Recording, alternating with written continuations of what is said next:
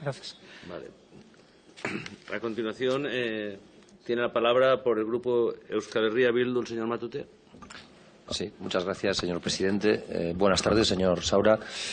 Yo voy a articular la intervención en base a lo que entiendo que ha podido ser la línea general de su intervención. Es decir, junto con los datos que ha aportado y haciendo un repaso a todas las iniciativas que ha llevado a efecto, de alguna manera la idea principal era poner en valor su esfuerzo, su propósito por sanear, redimensionar, reflotar, utilicemos el adjetivo que queramos, Correos. Es decir, Correos se encuentra en una situación delicada, se trata de tomar medidas para sacarla de esa situación delicada y ponerla en una pasarela de estabilidad y de un horizonte, digamos, de permanencia o de vigencia. Pero yo creo que hay dos preguntas que son importantes hacerse, porque contra ese propósito, en principio, poca gente podría estar. Es decir, seguramente todo el mundo quiere que cualquier empresa, y más si es pública al 100% como Correos, pues se encuentre saneada y no sea un agujero sin fondo. Pero yo creo que hay dos elementos que nos hacen ver si se está tomando la buena dirección o no, porque los datos a veces ocultan realidades que son más dolorosas. Y lo primero que habría que preguntarse es si ese redimensionamiento, ese saneamiento que se puede estar produciendo en Correos, a costa de quién se está produciendo o cómo se está llevando a efecto. Y sobre eso me voy a extender un poco. Y la otra es en qué estamos transformando Correos para hacerla más rentable. Y también sobre ese elemento voy a referirme a algo. Y creo que es pertinente, además, que hoy sea la comparecencia, porque, aunque es verdad que el acuerdo marco al que se ha referido viene firmado por diferentes sindicatos, por los sindicatos mayoritarios de Correos, no es menos cierto que hoy mismo usted, en tanto que director de Correos, se enfrenta a una huelga en diferentes centros de Correos, por ejemplo, en Euskadi, a través de uno de sus sindicatos, ESECA, creo que en Canarias con la Intersindical Canaria y, si no me equivoco, en diferentes puntos del Estado con la CGT. Luego parece que motivos para la protesta hay. Y es que, claro, se nos habla de la reducción de deuda que se ha venido practicando en comparación con la del 2023. Y es cierto, por eso le decía, que ante ese propósito en principio, cero objeción. Pero vamos a ver cómo se ha reducido esa deuda, porque a nosotros la información que nos llega es que la deuda se reduce fundamentalmente desprendiéndonos de trabajadores y de trabajadoras, o sobrecargando a trabajadores y trabajadoras, o imputándoles funciones a trabajadores y trabajadoras que no venían referidas cuando, y parece que se nos olvida, pero estamos hablando de una empresa pública, optaron o accedieron a su puesto de trabajo mediante un proceso de consolidación o de concurso-oposición. Por lo tanto, yo creo que hay una reflexión que es de fondo, porque probablemente no todo valga. Probablemente reducir costes está bien, pero reducirlo sobre el esfuerzo de los y las trabajadoras de una plantilla ya bastante mediada no está tan bien. Para dimensionar mejor, de los 50.000 trabajadores que tiene Correos, creo que no me equivoco si digo que hay 2.200 funcionarios. Es decir, 47.800 trabajadores y trabajadoras no son funcionarios en esa empresa pública 100%. Yo creo que es un elemento que también nos tendría que llevar a algún tipo de reflexión. Y como decía, ponen mucho valor a la reducción del déficit, 94 millones, creo recordar que ha señalado en el 2024, con respecto al 2023, un tercio de reducción. Pero también se ha producido, si mis datos no son inexactos, una drástica reducción de gasto de personal. Ha habido 0 euros de gasto en contratación, pese a que ha habido jubilaciones, bastantes, la plantilla está envejeciendo, a que ha habido traslado de funcionarios a otros ministerios donde se les garantiza unos ciertos niveles de estabilidad laboral mejores y un absentismo por incapacidad temporal cada vez más elevado, y luego me referiré a él. Luego, el milagro del ahorro empieza a tambalearse, porque claro, si lo hacemos a costa de no invertir en personal y de que el personal se vaya yendo, lo que pasará es que los que quedan cada vez lo hacen en peores condiciones o tienen que enfrentar mayores cargas de trabajo. Y eso puede ser sostenible durante un tiempo y puede que en el 2025 pueda arrojar también una reducción del déficit a costa del esfuerzo de los trabajadores aún mayor. Pero ¿y cuánto tiempo se puede sostener eso? Porque usted sabrá que las quejas son constantes en torno a la falta de personal en las unidades de reparto. Es decir, la mayoría de las unidades de reparto, por lo menos en Vizcaya, están por debajo de lo que la plantilla marca. Por poner un ejemplo, Basauri, 40.000 habitantes, la unidad de reparto oscila entre 15 y 17 personas, nunca han superado la cifra de 7 personas en los últimos 2 años.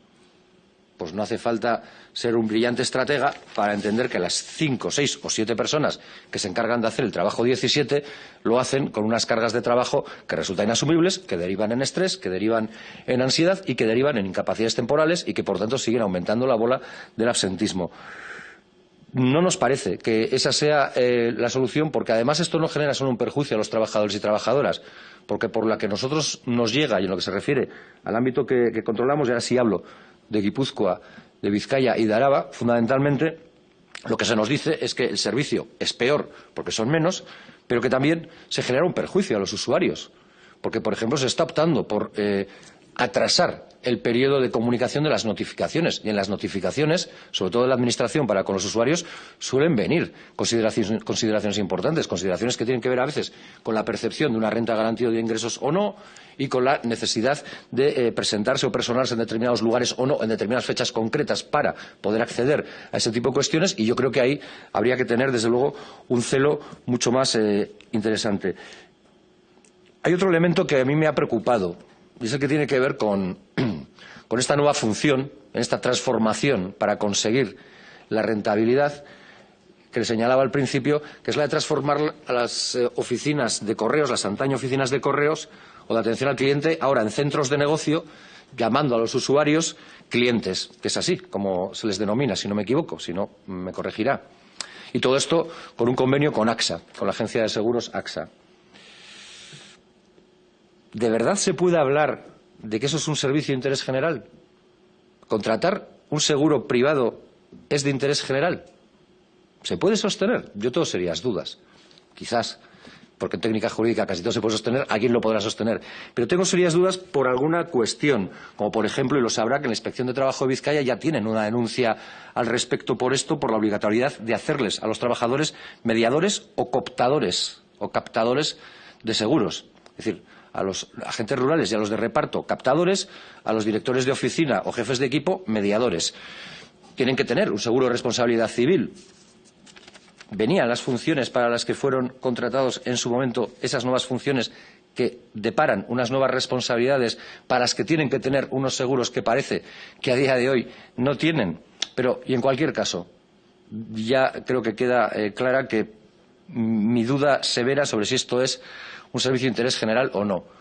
Como ciudadano, ¿qué beneficio tiene para la ciudadanía que el dinero invertido en una empresa pública, y Correos, vuelvo a recordar, lo es, sea empleado a través de los trabajadores que con ese dinero se contratan para captar clientes para una empresa privada? Yo ya sé que también la colaboración público-privada tiene diferentes formas de entenderse, pero hay algunas que le dejan con más cara de primo a uno que otras, porque si al final la colaboración público-privada es que con el dinero de todos 4 se beneficien y no todos, pues resulta que el esfuerzo es tremendamente injusto. Termino ya con 2 cuestiones para ajustarme al tiempo.